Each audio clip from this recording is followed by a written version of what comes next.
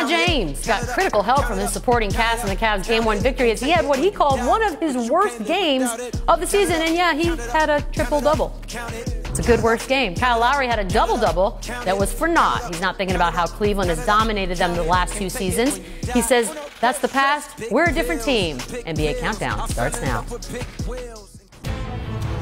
Welcome to NBA Countdown, presented by Mountain Dew Kickstart. Welcome inside Studio One here in the Heineken Seaport District in New York with Paul Pierce, Jalen Rose, Chauncey Billups in the building. Michelle Beadle. A pair of Eastern Conference Game 2s are on deck in the league tonight. We'll get you set for the first one between Cleveland and Toronto, where the Raptors will try to tie the series before they head back to Cleveland. This, of course, after the gut-wrenching 1-point loss on Tuesday. A loss tonight could be the kiss of death since Toronto is 0-6 all-time in series when they trail 2-0. We know about the flagrant now. It felt very hurtful, this loss. Is it too soon to lose confidence, however, in this team? Not at all too soon. I've lost confidence in them. When LeBron James... Oh, really? No, listen, though. When LeBron James said he played... 2 or 3 days make. When he says he played his worst game of the playoffs and you still win, what do you expect is going to happen next? LeBron James is a great player. He's going to smell the blood. He's like, look, if we could take them out in Game 2 in Toronto, then it's over. You know, I had a change of heart. I have a change of heart after watching that Indiana series and him gutting it out like the way he did and pulling out. Hey Paul, my history with Toronto and not having no confidence in them. Wow. It's hard. Listen, this is hard for me. This is hard for me. Toronto or Cleveland. I know. But I got to go with the best player in the series. I'm proud of you, man. I am proud. You know what? If you just sit back and let me give you some games, you wouldn't even have to do all this recanting and all of that. I'll say this. I haven't lost confidence yet because it could still be a series. They win tonight. Cleveland haven't been a phenomenal home team. You can go in there, maybe steal one. And like Kyle Lowry said, they're a different team this year, but they got to prove it to us still. You know, they gave up a big game, and they could have easily won that game, but still not had the momentum. If they say that tip in from DeMar went in, Cleveland still, they should have got beat by 25 in this game. You just played 2 days ago in a Game 7, played your heart out to beat the Pacers. You should be dead tired. Going into a tough building in Toronto, you should have got beat by 25. So even if they would have lost that game at the buzzer, you still leave with confidence. They're not mentally tough. They're not as mentally tough as Cleveland, who's been down that path. So, this sounds like somebody that's been on the floor with that team during this period of time when they haven't met expectations, who I think this question was for, because the two gentlemen on this end of the table always felt like the Cavs would win this series. I appreciate that you updated your prognostication, Mr. Pierce. I'm surprised. I am. With that being said, Kyle Lowry and DeMar DeRozan, this is all about them. They've been perennial all-stars. They're the leaders of the team. It starts and ends with their productivity. I know their bench has been great. I know they're playing at home. But this game is about them. I want to see aggression. I want to see fury.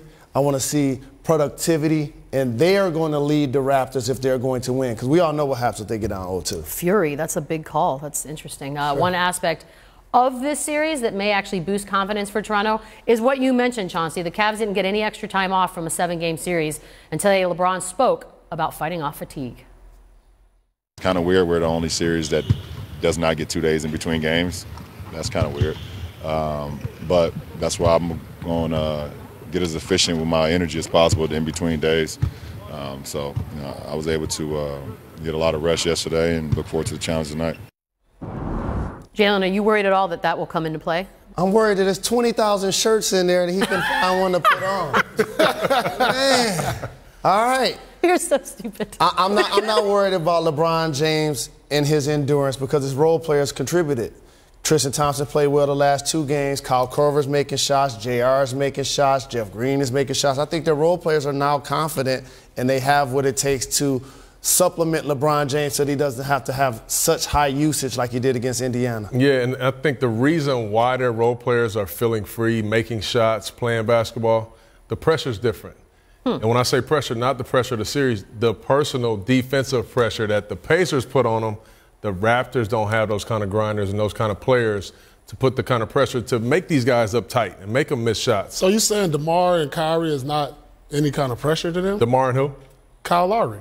No, they don't put pressure on guards like Victor Oladipo, like Collison. No way, not even defensively, no way. Wow. Why, do you disagree? Well, I think they put pressure on the offensive end. I mean. Oh, well, see, that's different.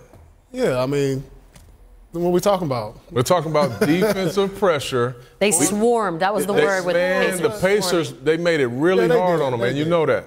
They did. The Raptors don't play that way. They just don't, which makes JR comfortable and Korver, who had a good series, comfortable. Right. Jeff Green, comfortable.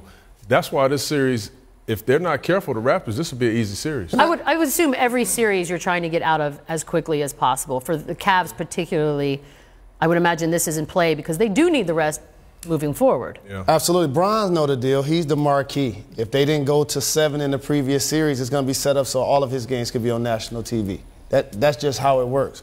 But for the Cavs, I think that they now get a chance to play free in game 2. You talked about how they escaped in game 1. Toronto missed so many shots late, as you mentioned. Now they can come out free. If they can get the lead early, they can make this crowd real antsy. Maybe that'll help Kevin Love. Where's he been at? Wait, no. He had that elbow Goodness. end of the game. You know what? Talking about crowds, let's head up north because they do not lack in fandom. Jurassic Park outside Air Canada Centre in Toronto. It may truly be a must-win for this team to lose games 1 and 2 at home in a best-of-7, have an all-time series record of 4-22. That's not good, and that's where we find Israel Gutierrez reporting from the game. What's up, Izzy? Hey, Beetle. Nothing much here, just, a tense game 2 in Toronto. And so you're going to see some minor adjustments from Dwayne Casey. Offensively, you're going to see maybe a minutes change up, maybe bring in Kyle Lowry and DeMar DeRozan a little earlier back into the game than they're used to, in large part because they know LeBron James is going to play heavy minutes and they need their guys in there, their main scorers. And as those main scorers go, so does Toronto sometimes. And so when Kyle Lowry and DeMar DeRozan have the ball in their movement offense, which of course they're going to stick to, Dwayne Casey says they just need better spacing for those guys. Get them better screens. Put your bodies in particular places where they can have better spacing and be able to operate. And also when Valanciunas is in there, make sure he continues to dominate. Dwayne Casey said if he's not dominating, he's coming out of the game. He did have his moments in that first game. As for the defensive end, there's where you'll see some more switches there. DeMar DeRozan's going to be on George Hill in this game, Dwayne Casey says, and Kyle Lowry's going to chase Kyle Korver around. I think really when you look at the defense on LeBron James, you're just going to see them have to sort of pick their poison and make him a scorer. They're talking about not overhelping, not doubling, not necessarily blitzing him. Dwayne Casey said it's tough when a teammate is watching another teammate go one-on-one against LeBron, but if he has to score 50, that's the way you're going to have to go to win, so Kyle Korver doesn't get 17 shots, so J.R. Smith doesn't beat you from the outside. And so